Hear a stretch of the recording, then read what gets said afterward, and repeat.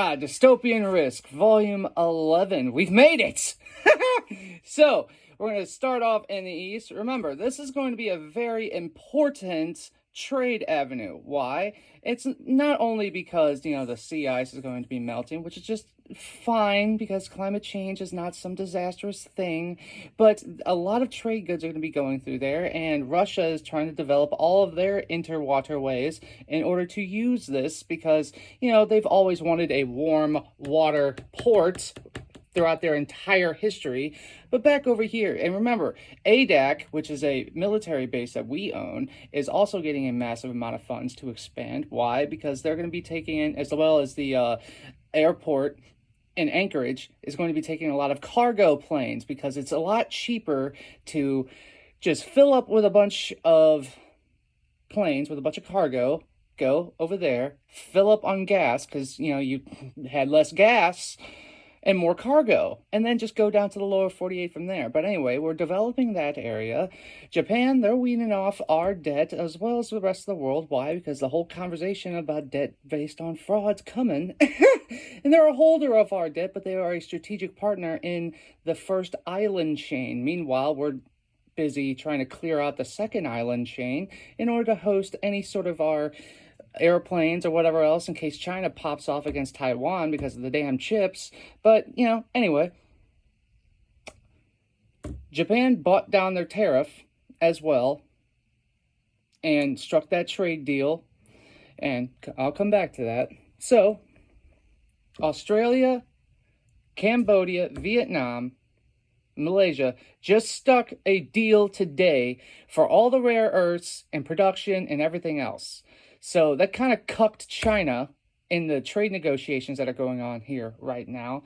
And, they have their string of pearls idea, which where they're going to try and get a bunch of bases, naval bases all around, the Pacific Ocean on through, as well as their Belt and the Road initiative, which is to develop the Middle Asian corridor. And all of that is good and bad because it gives China the upper hand, but yet it does help develop all around. And as long as the port's there, everybody can use it, presumably, as long as we have a good manager at the helm, which that is exactly what Trump is doing. Now, China also banned crypto, but their central banks and all the other central banks have been buying up gold. So we'll come back to that. Remember, they're China. China is part of BRICS, and they also had the one-child policy. So, the one-child policy has kind of screwed their demographics, which is kind of why Japan is talking about this $500,000 people exchange between Japan and India. And it's all about demographics, who's going to be able to produce coming up into the future here. So we had this whole deal that just got set up with Vietnam, Malaysia, Cambodia, and Australia, which that solidifies all of these trade lanes as well as the flow of minerals. So China doesn't have a stranglehold on it. And the way Trump has been doing this, he's been using access to our markets as leverage as well as who's holding the debt. But while they're doing that, they're also kind of shielding some of these sovereign nations from the fallout of the conversation that's coming, which is, debt based on fraud, because it's 1/3, the interest payment's 1/3 of our budget. So they've been doing strategic buybacks as well as weaning these people off, but then striking these deals, using the leverage properly to redirect the flow of minerals towards our nation. Now we move on to the Middle East, subcontinent as well. He did the peace deal between Pakistan and India. Meanwhile, he's also been threatening India because they've been doing business with Russia. And, they've been kind of, taking it a little bit, but India can survive on their own. And, we have a good partnership with them on a lot of other things, but still, we're trying to get the Ukraine war done. But although the Ukraine war needs to stop, it's also a way for the Europeans who Trump also cucked on the NATO deal and the EU deal with energy and defense and trade, making them buy our energy, have to deal with the tariffs, and that they increase their defense spending. Meanwhile, they're the ones that are buying the weapons to go feed the freaking money pit of Ukraine. So he knows that the European power structure, they are the ones that want war. Why? Because, well, they know what happens when the techs get really fully deployed. Cuts out all the fraud. Now, with the Middle East and Iran, they had the peace deal between them and Israel. We had the peace deal between Israel and Hamas, which, that opens up this whole area for trade again, which is all about developing the Mid-Asian corridor to get a lot of these minerals that are tracked in Siberia, Kazakhstan, Uzbekistan, all these other places out to the open markets, which, what does that do? That drops prices for things, and it defeats scarcity. So that's another thing that the cabal wants, is scarcity, to cover up inflation. No, well, it's just because of the war. It's just because of the war. Keep everybody pulling in the right direction. Yada, yada, yada, yada. So, the peace deal between Azerbaijan and Armenia is more about this corridor here, this white line, than it was about anything else. And he got it done. So you carry that logic all the way down to the Democratic Republic of Congo. Guess what? Not only was there a peace deal between them and Rwanda, but a rare earth deal is on the table too. Remember, we did the rare earth deal with Ukraine as well. So we got stakes going around all throughout the world for this redirection of resources. And the peace deals as well to facilitate it, so these flows don't get redirected anywhere else besides the stockpiling of our nation's strategic reserves and the fostering of greater manufacturing here. And we've brought in, $17 trillion worth of investments here so far. Now, down in South America, like I called, cartel was next. So we secured the Panama Canal, going after the cartels, which, that's all throughout South America, Latin America as well. And, they trafficked a bunch of people into our nation while telling us not to have kids. Fucking bastards. But, that was all sponsored as a fifth dimensional attack against our nation by the cabal, by the Chinese Communist Party, and all of their affiliates, everything like that. But, Trump, again, is using access to our markets as leverage to settle political questions like he is with BRICS. Lula going after Bolsonaro, and the whole Venezuelan thing with the whole drug thing. But really, that's more about the oil that's coming out of Venezuela, because our infrastructure was designed post-OPEC. So it was designed to take in Venezuela, shitty grade of oil. I mean, the infrastructure that we have works better if we mix it with ours because it's thinner. So you mix the thick with the thick, it runs better, you have better yields. But at the end of the day, you don't want to lose that capacity just by distilling ours. And plus, you want to keep imports of oil just in case there's a natural disaster. So that way you have this flexibility, right? So we've secured Panama Canal as well as all of these other trade lanes with these peace deals.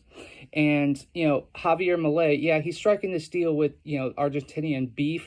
But you have to understand, this is the geopolitical game. We need to have a person down in South America to lead South America away from the Chinese influence. Okay, so he's solidifying Javier Milei. And this goes towards my thesis about why Japan and the reverse carry trade won't really work out as people think they say. I mean, if we're doing all this for Javier Milei, who's, trying to lead South America towards free markets and capitalism and all that good stuff, and, no government intervention, what do you think we're going to be doing for Japan, who's a security partner, to prevent them going after Taiwan? And speaking of Taiwan, the chips are coming back here to our nation. So when this does happen, or if it does happen, them going after Taiwan, the entire global economy won't just fall because those chips are so high grade, they're so necessary.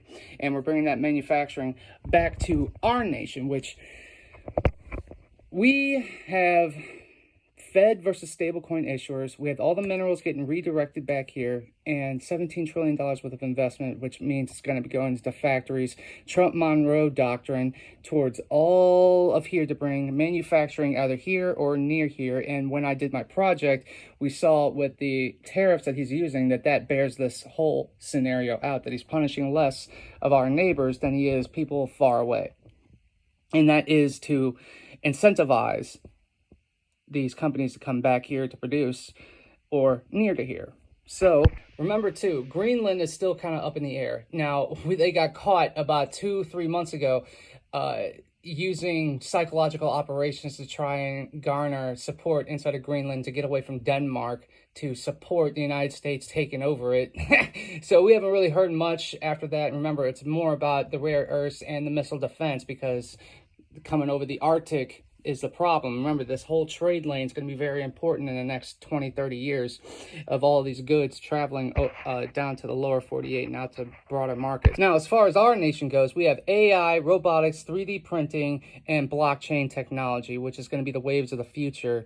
And we see all the government reforms that Trump has done inside of every single department. And go back to my project where I kind of run through a lot of that in order to set our nation up a year ahead from here. So Trump, whenever he says our economy is doing great, he's always talking a year ahead of time, because right now our economy is not doing good. All these things that he's organizing to bring prosperity back to our nation hasn't taken effect yet, and won't take effect until for about another 8 months or so. Meanwhile, we have the Fed versus stablecoin issuers, and why he's using the shutdown in order to clear out the corruption, redirect money flows, reallocate, do the mass deportations, and the arrests, which, you know, having the shutdown go on, the closing of the SNAP benefits, guess what's going to happen? Well, there's going to be a lot of unrest. And I talked about this about 2 months ago, where I was like, okay, do you think these Democrat governors are just going to wake up one day and be like, hey, you know, we screwed up your freaking city for 60 years. Come on in and clean it up, Trump. No, it's got to be obvious. It's got to be embarrassing. So it's going to be unrest, and then Trump's going to have to go in, and that's when we're going to see the mass deportation, mass arrests, and then we could really put ourselves back on our own 2 feet. Now, when it comes to the passage of the Clarity Act, we have to understand that that's what's cutting out all the other fraud that's going on. Because remember, the inflation and the fraud and the corruption, we're not seeing real prices anywhere. And in a hyperinflationary conditions, you have assets have a crack up boom. And that's just because of the unit of account that you're using, because the Fed tells the first lie that you can create wealth from nothing. This is the situation that we're in. So what do you think Trump wants to do? He wants to build back on Fed notes, or he wants to have people choose their own money and have a whole different tax structure and tax system associated with it? It's obviously he wants to go towards the new system.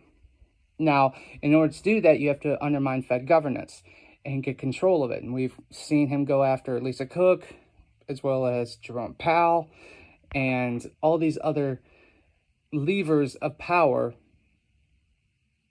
Why? Because we need to pass the Clarity Act, which has anti-CBDC in it, but more so just to get a lot more liquidity back into the system. Because remember, XRP is one of the chains that's saying, okay, we can get rid of the Nostro Voistro accounts, which means no more foreign reserves, and that's a lot of liquidity that's left back in the system that can get converted into stable coins. And remember, these issuers, they have to collateralize these stable coins based on what?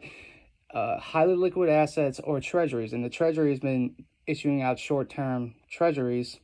That's basically all under Trump's management. So it's already setting this bright line there between his debt that he accrued under honest management versus the old debt, which is why we saw all these other countries weaning off, and these companies and these strategic buybacks to shield whatever parties he wants to protect, or to have less instability for that conversation to then commence. So, 8 months or so, that's what we're really looking at for the general economy to really start to rebound. But as far as getting the Clarity Act passed and everything like that, it needs to happen soon. It needs to happen soon so we can begin this build back process and begin this onboarding process. Now, Ripple, as the company, they've had G Treasury, Metaco, so you're covering, back end treasuries, you're covering Standard Charter, you're covering BNY Mellon, which is, custody, reserves, all that stuff. They created this entire financial system. And that's not only talking in a tech version, it's also talking in business-wise. To have a one-stop shop. And like Ripple said, everything they do, XRP is at the center. And it truly is at the center if you want to decentralize the reserve, which is what these countries all want at the end of the day. Because they don't want the SWIFT. They don't want the Fed note. BRICS doesn't want any of that. They're going to want a carrot at the end of all of this. this tirade that Trump's been doing. You know, he's brokered a lot of peace deals, trade deals, tariffs, and everything else in order to reorder trade. And they're all trusting him. He has all these feathers in his cap.